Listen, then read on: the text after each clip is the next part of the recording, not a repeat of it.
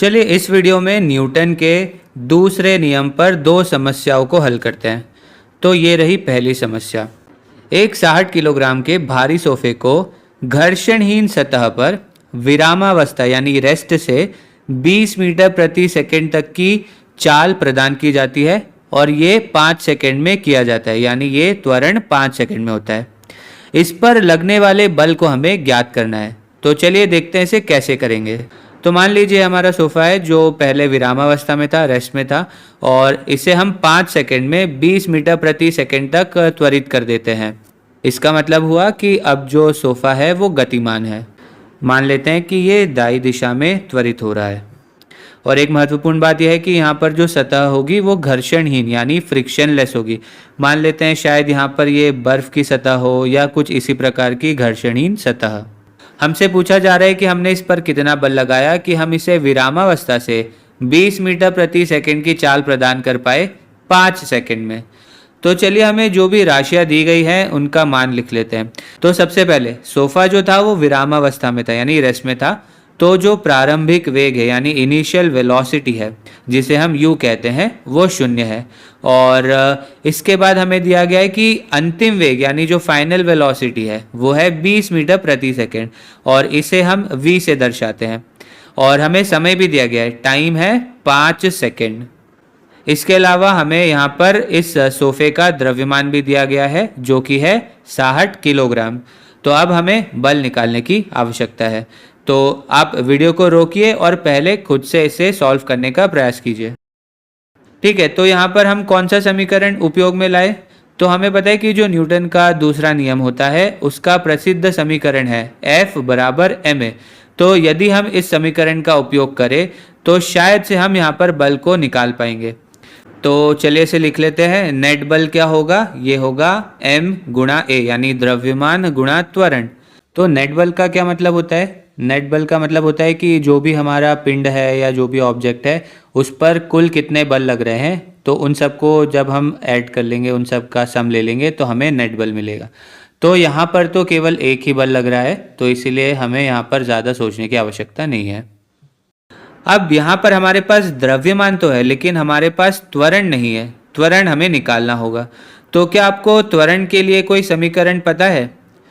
तो त्वरण जो है हम उसे प्रारंभिक वेग, अंतिम वेग और समय, इन तीनों राशियों का उपयोग करके निकाल सकते हैं। तो यदि आपको ध्यान हो तो जो त्वरण होता है वो बराबर होता है वेग में बदलाव बटे समय में बदलाव के, यानी यहाँ पर क्या हो जाएगा v माइनस यू बटे t। अब हमें v, u और t इन तीनों के मान यहाँ पर रखने हैं। तो क्या हो जाएगा? 20 माइनस 0 बटे 5। तो 20 बटे 5 हमें क्या मिल जाएगा? 4। तो जो त्वरण है वो है 4 मीटर प्रति सेकेंड वर्ग। तो चलिए अब नेट बल निकालते हैं। तो आप वीडियो को रोककर खुद से प्रयास कीजिए। ठीक है, तो चलिए मान लिख लेते हैं यहाँ पर। तो जो द्रव्यमान है वो है 60 kg और त्वरण है 4 मीटर प्रति सेकेंड वर्ग। तो 60 गुणा 4 यानी कि 240 किलोग्राम मीटर प्रति सेकेंड वर्ग यानी कि न्यूटन। तो 240 न्यूटन। ध्यान रखिएगा कि न्यूटन किलोग्राम मीटर प्रति सेकेंड वर्ग के बराबर होता है। तो हमारा उत्तर है 240 न्यूटन। ठीक है, तो चलिए एक और प्रश्न हल करते हैं। तो ये रहा प्रश्न। एक जीप 30 मीटर प्रति सेकंड की चाल से गतिमान है। तभी जीप का जो चालक है वो ब्रेक लगा देते हैं। अब जीप जो है वो 75 मीटर आगे जाने के बाद फिसलते हुए रुक जाती है।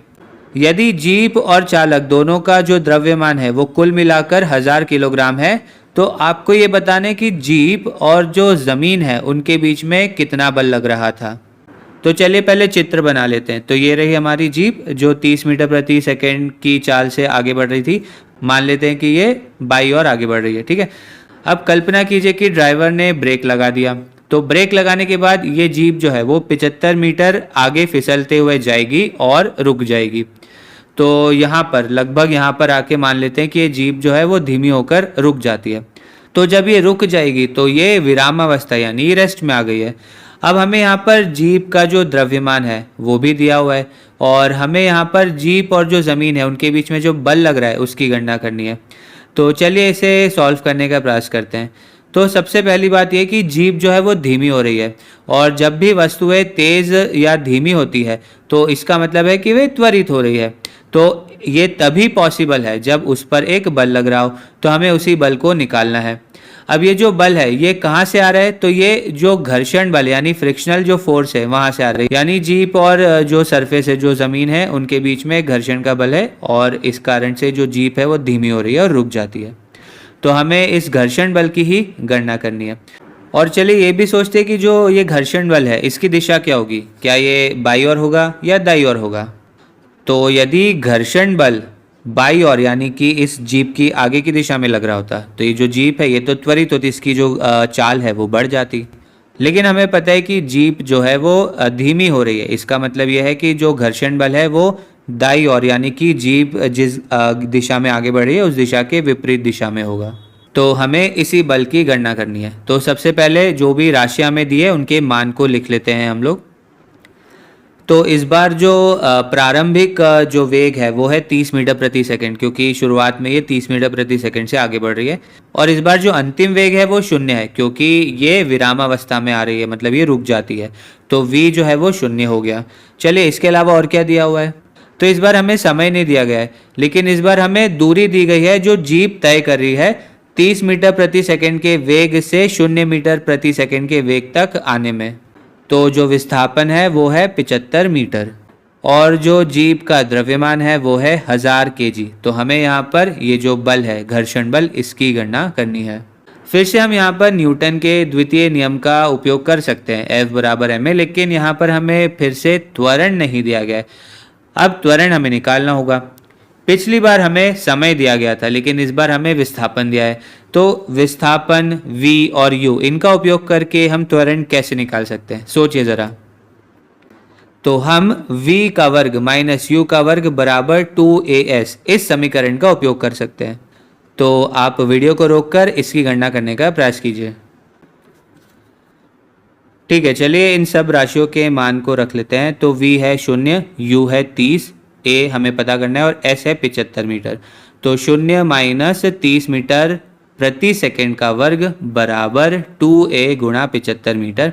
और आप इसे आसानी से सिंप्लीफाई कर सकते हैं। तो जब आप इसे सिंप्लीफाई करेंगे तो आपको त्वरण यानी a क्या मिलेगा, माइनस 6 मीटर प्रति सेकंड वर्ग।